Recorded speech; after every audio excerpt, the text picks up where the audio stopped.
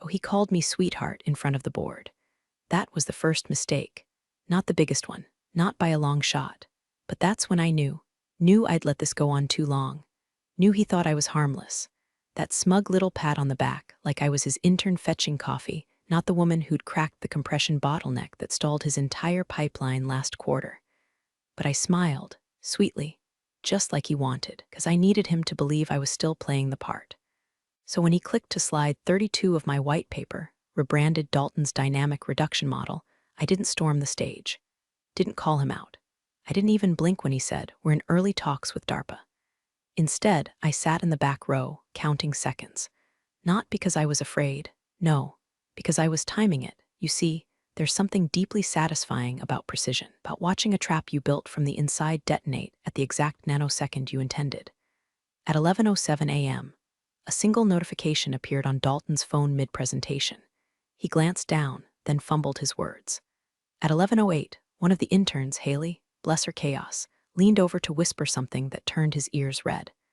At 11:09, a man in a slate gray suit stepped quietly into the back of the auditorium. Patent Enforcement, East Coast Division. And at 11:10, just as Dalton was bragging about pioneering novel IP, the screen behind him flickered twice and then changed. It wasn't a glitch. It was my name, filed, approved, stamped, public, right there, on the screen, a full-page image of the official U.S. Patent and Trademark Certificate. Patent No.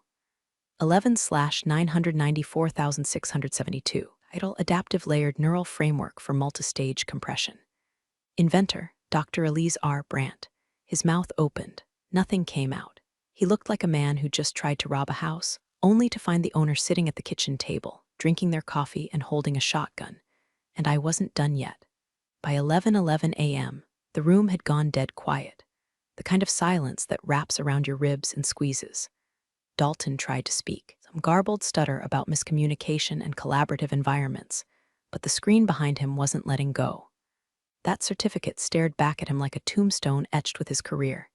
He tapped his clicker. Nothing changed. He glanced offstage. No tech crew moved, because I'd made sure they wouldn't. See, 2 nights earlier, while he was busy presenting my white paper draft to legal for polishing, I was buying time with the AV team. Nothing flashy. Small changes. A preloaded PDF. A hard-coded trigger tied to his presentation laptop's clock. All it took was one extra USB. One board contractor who hated Dalton more than I did. One tiny file labeled Final Presentation Backup V3 Real Final. He'd opened it. Of course he had. The man loved versions of things he didn't understand. At 11:12, the cease and desist landed. Live. On the venue Wi-Fi, no less. Board's inboxes lit up like a Christmas tree on meth. My attorney didn't wait for replies. He CC'd the press. But I wasn't watching the fallout. I was already moving. He didn't even notice me stand. He was still squinting at the certificate, as if staring hard enough might change the name printed in bold beneath the invention. I stepped into the aisle. A few people noticed. One whispered. One gasped. I walked down the center like it was a runway, every step landing like a gavel. All that rage I'd buried under late nights, polite smiles, and quarterly reviews now wrapped around me like armor. He finally saw me when I was 10 feet away. "Elise," he started. I cut him off with a single raised hand. "Don't," I said. Calm. I wanted every syllable to land like a nail in his coffin. "You already gave the world your presentation. Now let me give mine." I turned to the audience. "You were just shown a white paper. What Dalton didn't mention is that the model he presented, while impressive, was not authored by him, nor was it developed under his directive." I held up my phone and tapped the screen. The projector shifted again. This time, the audience saw the receipts. Commit logs, code diffs, Slack messages, date-stamped documents. Side-by-side revisions that showed my name stripped out like rusted bolts. And finally, an email from Dalton, dated 3 weeks ago. Subject line: "Quick favor, need to scrub Elise's name before we circulate this upstairs." The silence snapped in half. Someone in the back said, "Holy shit." And Dalton looked like he'd aged 10 years in 2 minutes. But that was just the prelude, because what he didn't know, what no one in that room knew yet, was that I hadn't come to expose him. I'd come to replace him. The boardroom they shuffled us into smelled like money and nervous sweat. Mahogany table, water bottles lined up like soldiers. Half the suits in that room had been blind cheerleaders for Dalton an hour ago. Now they wouldn't meet his eyes. He was pacing, shoulders hunched, tie loosened like a noose trying to escape. I sat, straight-backed, hands folded, quiet. Because I knew what they were about to learn. When you rip the leash off the quiet one, she doesn't bark, she bites. "Let's all just breathe," said Meredith Cho, chief legal. Voice had the brittle calm of someone trying to uncrack an egg. "We're in uncharted waters. But if this can be resolved internally, it can't," I said. Dalton spun toward me. "Elise, come on, this is overreaction. We were collaborators. You were part of my team. I wasn't part of anything," I snapped, louder than I meant to. The air froze. "You carved my name out of my own work like it was a typo. You handed it to Defense Tech Global wrapped in your cologne and lies." His mouth opened, then closed. A flicker of panic leaked through the cracks. "You told them it was your design, didn't you?" I asked, staring through him. "You sold the contract already." No one answered. They didn't have to. Dalton didn't just present my model. He'd sold it. Inked a licensing agreement, 6 figures up front, more on delivery. And the moment my patent hit the airwaves, that agreement became radioactive. "I'll forfeit the royalties," he said too quickly. "Split IP. Hell, we can list you as co-inventor. Just delete the claim." "Elise, be reasonable. You think this is about money?" I laughed, short and sharp. "Dalton, if I wanted cash, I wouldn't have filed under my own name. I'd have auctioned the whole thing to your competitors with a bow on it." A few of the board members shifted. One scribbled something. I locked eyes with Meredith. "He lied to your faces. He signed legal documents under false authorship. That's fraud. If you try to bury this, you're all complicit." Dalton's voice cracked. "You're blowing up everything. Elise, do you have any idea what you're doing?" I stood. Slowly, "I do," I said. "I'm applying for your job." He laughed too loud. "You're joking."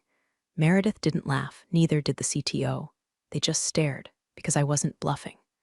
I'd already filed a formal complaint with HR. I'd submitted my full architecture revisions with annotations. I'd attached a confidential memo detailing every time Dalton had overridden, delayed, or sabotaged progress in favor of his vision. I reached into my bag and slid a folder across the table. "Proposal," I said. "Give me 6 months. I'll rebuild this department from the ground up. I'll get you contracts without lawsuits, and I'll do it without treating your engineers like ghosts." No one spoke. Then Meredith whispered, "Jesus Christ." Dalton looked like he might throw up. But the twist, the real one, I hadn't even opened the second envelope yet. The one marked insurance only open if cornered. I had no intention of backing off, but I wanted him to try. I got the text at 3:17 a.m., blocked number, no signature. Just 6 words, "You shouldn't have pushed this far." I didn't reply. Didn't have to. Because if Dalton thought he could scare me back into the shadows, forgotten who built the shadows in the first place. See, he didn't know what I'd done while he was out doing his TED talks and sipping $18 cocktails with defense contractors. He didn't know about the backup drive in a safety deposit box across town, or the 3 sealed envelopes sitting in 3 different hands, each with a timed release set of documents and access logs, ready to go public if anything happened to me. But the part that really terrified him, I had nothing left to lose. He'd already tried to erase me. What's one more thread in the dark? By sunrise, I was sitting in a booth at Orson's Diner, across from someone who hadn't worn a suit since the crash of 08, but still made VCs flinch when his name hit a thread. "Dalton's spiraling," I told him, pushing a flash drive across the sticky table. "This is what he doesn't want the board to see. He's been cooking his productivity metrics, fudging benchmark reports, ghostwriting testimonials from defense analysts who don't exist." The man took a sip of coffee and smirked. "You're not just playing a fence. You're firebombing the field." "I don't want to burn it all," I said. "I want him off the map." "You'll need allies," he said, "and something explosive." I slid him the second folder. The one Dalton never thought I'd touch. It was an NDA, signed by Dalton. Buried doc from 3 years ago, attached to a research trial that never made it past ethics review, because it was dirty. Because it involved synthetic recall induction in trauma patients. Because it killed someone.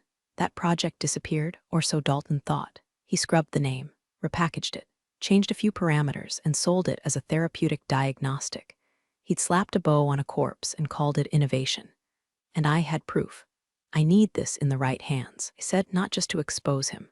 I want it to destroy any chance of a comeback. No TV spin, no podcast redemption arc. Nothing." He nodded slowly. "You're not just replacing him," he said. "You're erasing him." I smiled. But it didn't reach my eyes. "No," I said. "I'm just making sure the credits roll before he rewrites the ending." And outside, somewhere in the city, Dalton still thought this was just about a white paper. He still hadn't realized what I'd patented wasn't just tech. It was leverage. And I was done being subtle. The press got the story before lunch. Not the patent. Not yet. That would have been too clean. What hit first was a leak. A whistleblower tip alleging falsified reports on a now-canceled neural testing project that violated multiple federal standards. The name Dalton Cross appeared twice. Once in the internal memo, once in a subject line marked urgent, stop deployment. And just like that, the story wasn't about IP anymore. It was about ethics, about liability, about whether this company had blood in its circuitry. Dalton's silence was the loudest sound online. He didn't issue a statement, didn't hold a presser. He just vanished. PR scrambled, tried to stall the narrative. But Reddit had already found the archived forum posts, testimonials from fake profiles, the recycled diagrams used in 3 separate grant proposals. And every time they traced something back, there I was, buried in footnotes or redacted completely. His pattern had fingerprints. Mine had timestamps. But the real chaos started the moment his mother called me. Yeah, she left a voicemail. Hi Elise, I don't know what's going on, but Dalton hasn't slept in 2 days and keeps asking about a folder. He thinks you're bluffing. I told him not to reach out, but please, whatever this is, don't ruin him. He's still my son. I replayed it 3 times, not because I needed to hear her beg, but because that one sentence told me everything. He thinks you're bluffing. Good, let him. Because while the company held emergency board meetings and Dalton tried to scrub every digital fingerprint, I was already 3 moves ahead. That night, I attended a closed-door dinner hosted by a government tech procurement officer. Name withheld. NDA signed at the door. Wine too expensive to drink. They didn't ask questions, just nodded as I placed the revised model on the table. Stripped of corporate branding, clean, tested, and now patented in full under my name. Dalton was a mouthpiece, I said plainly. I was the engineer. You want performance, you work with me directly. No middleman. No risk. Didn't flinch. Someone passed me a card, 3 letters, 1 contract. That's when I realized this wasn't just revenge. This was transfer of power. I walked out of that restaurant and watched my breath fog in the cold. Somewhere out there, Dalton was probably pacing his penthouse, calling in favors, shredding documents that were already backed up across 3 clouds. I could almost hear him screaming into a phone, demanding to know who turned on him. Hadn't figured it out yet. It wasn't someone, it was everyone. The first time I saw Dalton after everything broke, he looked like someone wearing his own skin wrong. Unshaven, no tie, eyes bloodshot like the truth had been waterboarding him for days. It was in the elevator of all places, because of course it was. Same steel coffin where he used to smirk at me like I was just a flesh extension of his ambition. Now he wouldn't meet my eyes. He cleared his throat. Lise, we need to talk. I didn't answer. Just stared at the floor numbers tick by. You went nuclear, he said, trying to laugh like we were colleagues in some slapstick office tragedy. You ambushed me. You could have come to me first. Like you came to me when you scrubbed my name off the white paper, I asked. His jaw flexed. It was politics. Optics. You were disposable, I said, stepping in. You're right. That's what you thought. But here's the thing, Dalton. Don't get to cry sabotage when the grenade goes off after you pulled the pin. He leaned in, voice low and sour. They're going to tear you down, you know that? These people love a phoenix story, but they love burning one even more. You're not built for this kind of attention. I smiled, and it was the kind of smile that made people reconsider reality. I'm not here to survive the fire, I whispered. I am the fire. The elevator chimed. I stepped out. He didn't follow. At the end of that week, the board suspended him pending investigation, which was code for we don't want to be near you when the subpoenas land. They stripped his access, canceled his badge. HR leaked the exit quietly, buried between news of a quarterly earnings dip and a canned diversity initiative. But Dalton wasn't done. No, he always fancied himself the phoenix. What if he crawled into enough podcasts and sobbed just right about intellectual misunderstandings and a brilliant woman I failed to uplift? He could emerge as a fallen hero. So he went to the press. Not just the tech blogs, national outlets, glossy cover stories, teary-eyed rebrand videos, a documentary pitch. One headline literally said, "The man who gave her wings." I nearly choked on my coffee. He wasn't just rewriting history. He was selling it. Here's where things got fun. Because while he was on his redemption tour, spinning half-truths and desperate nostalgia, I was already working with compliance. You see, the ethics board never closed the file on the synthetic recall program. They just never had enough evidence to reopen it. Until now. Until I sent them a file labeled Patient X, Session 14 Raw Audio.